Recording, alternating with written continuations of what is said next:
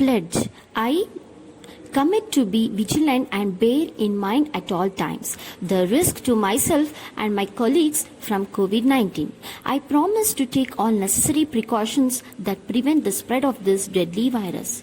I promise to follow and encourage others to follow the key COVID appropriate behaviors, to always wear a mask, face cover, especially when in public places, to maintain a minimum distance of 6 feet from others, to wash my hands frequently and thoroughly with soap and water. Together, we will win this fight against COVID-19.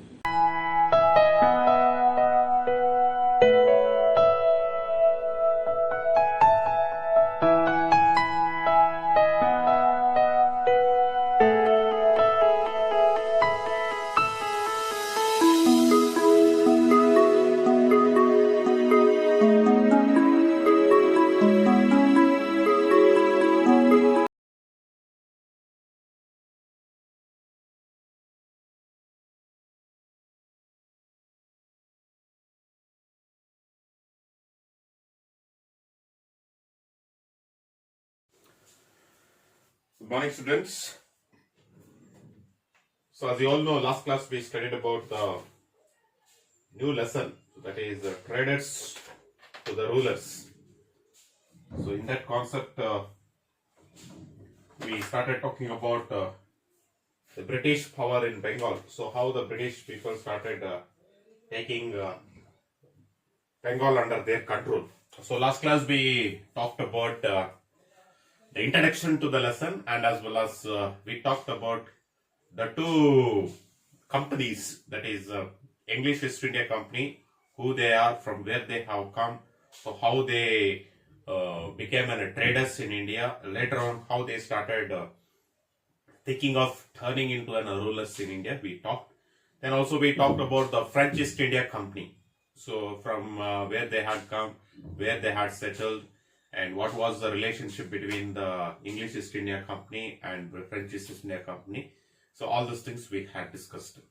So when I concluded the lesson, that is French East India Company and English East India Company, so both had one intention or one aim in their mind. So that one aim, one intention was to take India under their control.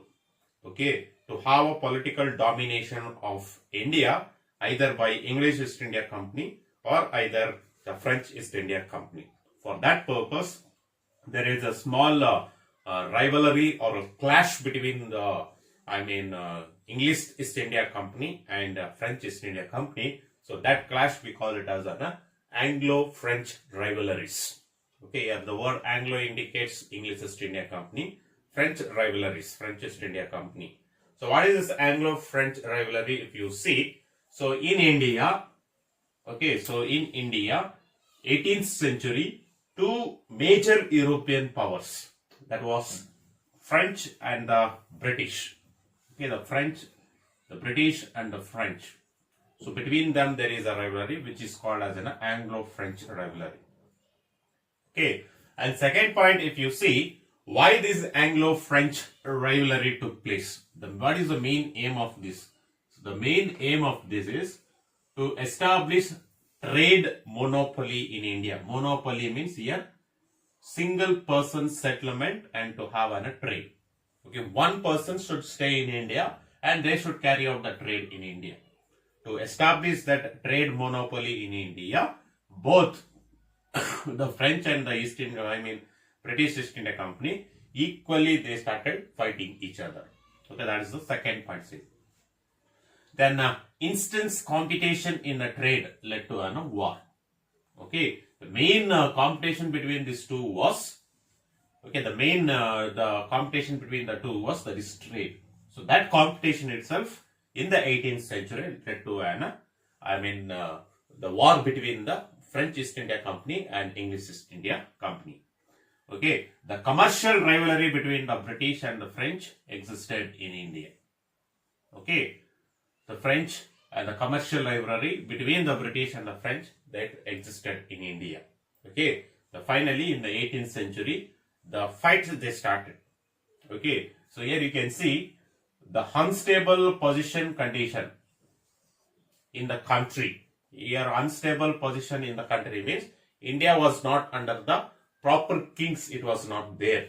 Okay, it was under the weak rulers. That was called as an unstable political condition.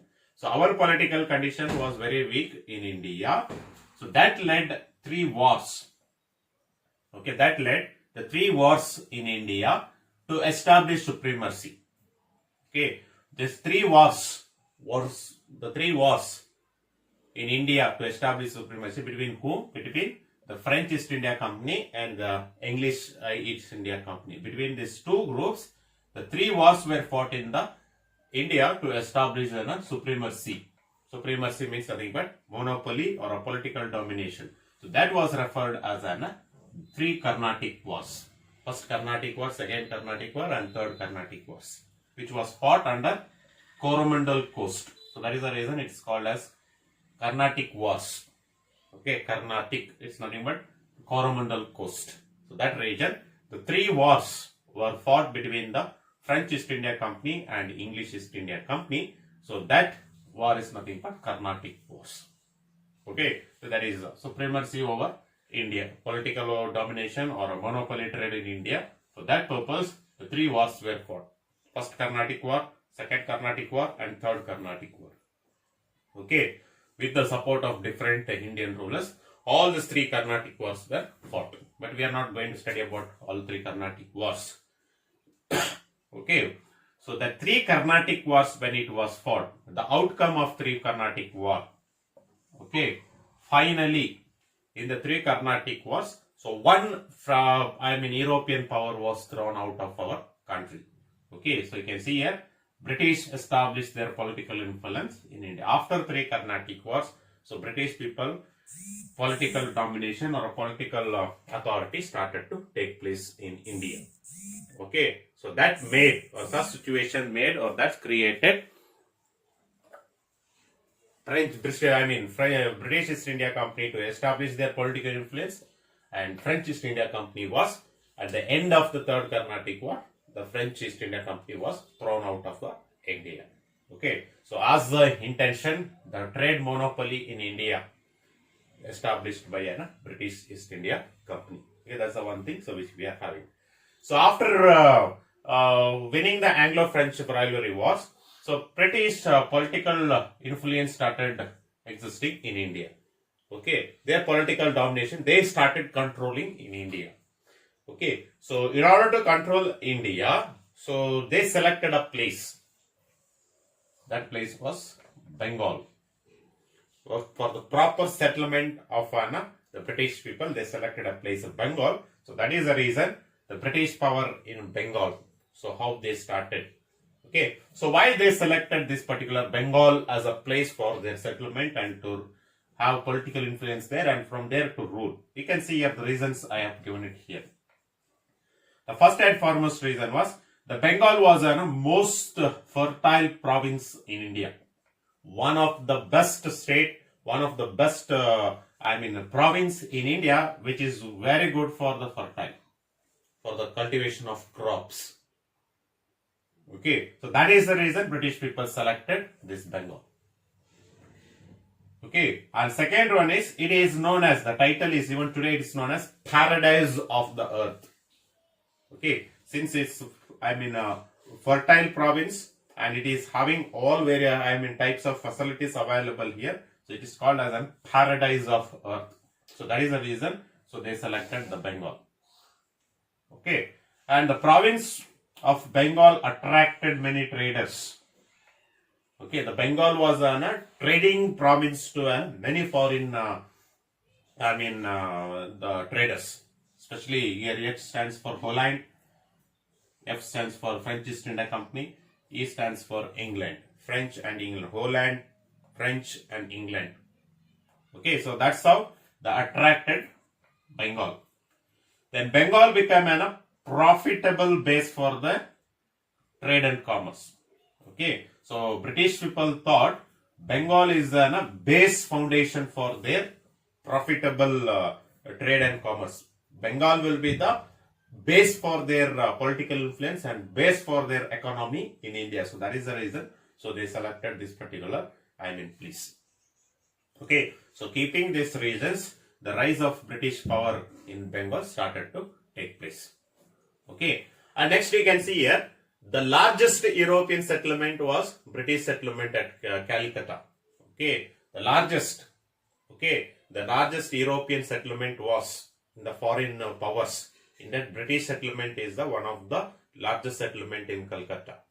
Okay, and you can here see here what made these people to settle as a traders. They came to India, and what made them to settle in India. So that you can see it in here.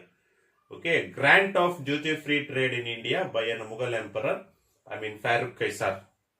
Okay, so he is the Mughal emperor, or he is the Mughal king, who gave a permission to, who granted a duty, free trade in India, where without paying a tax, the British people took a permission from Mughal emperor to have a trade. Okay, to have a trade, especially where they can have duty-free trade in Bengal, Bihar and Orissa. In these three provinces, the British people can have a trade without paying a tax. British East India Company. British people in India, in living these three provinces, okay, in these three provinces, whenever they have a trade, so they will be having the trade. Here, why? You can see Bengal and it is good for cotton cultivation. Okay, cotton. And Bihar and Orissa is good for indigo cultivations, indigo seed. So that is the reason. So these three places, so British took a permission from a Mughal emperor to have a duty-free trade in India. Okay, and it also says, export and import of goods from one province to another province without paying any taxes to the governments. Okay, it says export and import of goods from one province. So one province and to the other province without paying any of the taxes, so they can have a trade. Okay, so that province is Bengal, Bihar and Orissa. Okay, as a result, so when Mughal emperor, when he gave British people a permission to have duty-free trade in India, so what are its results if you see? What are its impact if you see? The company made a numerous profit. Okay, one share was given to Mughal emperor, that's all. Remaining all the share was taken by British. So they became a numerous profit personalities. Then company began to interfere in the local politics. Slowly by slowly, they started to enter into the Indian local politics with the kings of the Indian rulers. Okay, they slowly started to mingle with the Indian rulers. So that slowly when they started to mingle with the Indian rulers, that made political gains for a British. How? They used to make one ruler against the another ruler. They used to talk to the Indian ruler and they used to make one rulers against another ruler, and they were making them to have a fight. So in the middle, these people were playing as a fair play. That made them to have a political goal and established the foundation of British rule in Bengal in mid of the 8th century. Since this personality granted the permission, all of these gains, finally in the mid 18th century, the Bengal went under the complete control of British people. That is British power in Bengal. Then they started to rule India. Okay, so now we have a question is, did British people took in mid 18th century Bengal directly under their control, or to take Bengal under their control, did they had any of a fight or a clash or a war or a battle? If you see, in order to take Bengal under their control, the Bengal easily they did not get it. Okay, so in order to take Bengal under their control, the two battles were fought. Two historical battles were fought by the British. One is the Battle of Plassey and another one is Battle of Boxer. So these two battles were fought to capture Bengal under the control of British. So next class we will see the two battles were fought between whom and how British people at the end of the Battle of Boxer. So you will come to know how British people took the Bengal under their control and they laid their foundation in the Bengal in the mid of the 18th century. So that we will study it in the next class. So we will go through it. So till here, You can go through it. If you have any doubts, we will come to know. And once you refer the textbooks. So next very important topic of the lesson, so that is Battle of Plassey and Battle of Boxer. These two are very important concepts in this lesson. So when we are talking about that Battle of Plassey and Battle of Boxer, so you will come to know how British people laid the foundation in Bengal in the mid of the 18th century. Thank you.